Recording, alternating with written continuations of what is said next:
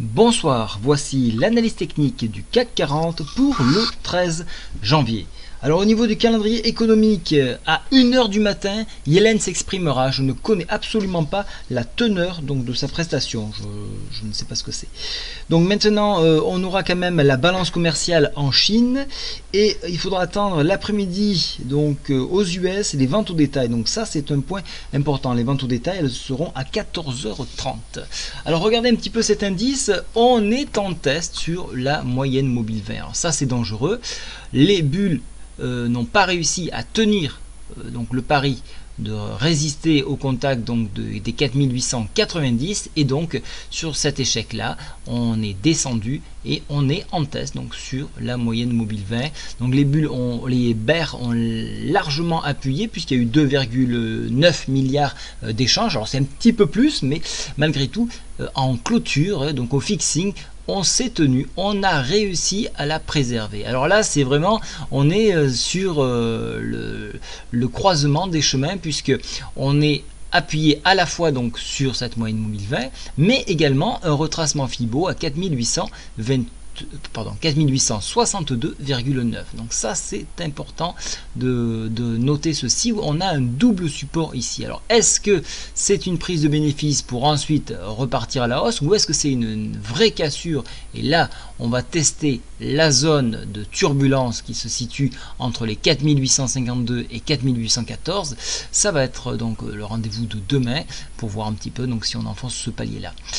Il faudra que ce soit sec, violent pour rassurer les bears. S'il y a une hésitation, à ce moment-là, ça pourrait repartir. Donc attention à ce que le signal soit fort pour un mouvement baissier.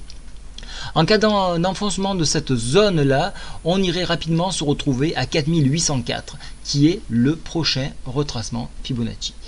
Le PTI, je voulais réajuster, il se trouve à 4562 actuellement. Regardez au niveau de la MACD, on est en train de s'écarter ici. Donc on commence à offrir quelque chose d'assez mauvais. Donc plutôt une tendance baissière. Donc la divergence qui était en train de naître est en train de se confirmer. Pour ma part, j'entends la cassure ici pour vraiment avoir une certitude.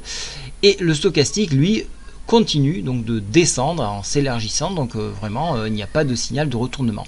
Les volumes, comme je vous l'avais dit, ils sont beaucoup plus élevés ils sont plus élevés que la veille avec une belle bougie donc marquée avec une bonne mèche ici, donc chandelier japonais. On voit bien donc l'attaque, l'empreinte donc des bears qui ont défendu cette moyenne mobile 7 pour pas la réintégrer.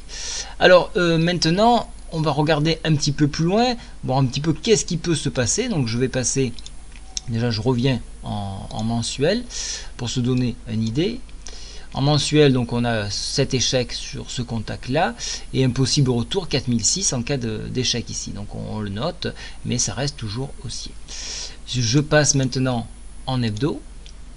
En hebdo, on a toujours les moyennes mobiles 7 qui sont à 4786 et les moyennes, alors là c'est la 100 que je vous ai tracé, la 100 qui est à 4652 et la 20 4592. Donc on a quand même des gros supports ici. On a cette latéralisation qui se fait à peu près donc depuis sur 200 points à peu près. Donc on cherche et on attend, je pense, cette moyenne mobile 7 pour éventuellement repartir. Donc au niveau et j'attends la fin de la bougie, mais vous voyez que ça commence un petit peu de fléchir au niveau du stochastique ici, mais au niveau de la MACD, on reste quand même plutôt sur un signal haussier. Donc pour l'instant, pas d'alerte en hebdo, mais des petits signaux de retournement qui commencent à se présenter en journalier. Donc demain matin, vous l'avez compris, on surveille ce point-là. Sur cassure, on la défend pour travailler cette zone. Si cette zone est enfoncée, à ce moment-là, on ira probablement chercher des points hebdomadaires. Voilà, je vous souhaite à tous une très bonne soirée. Au revoir.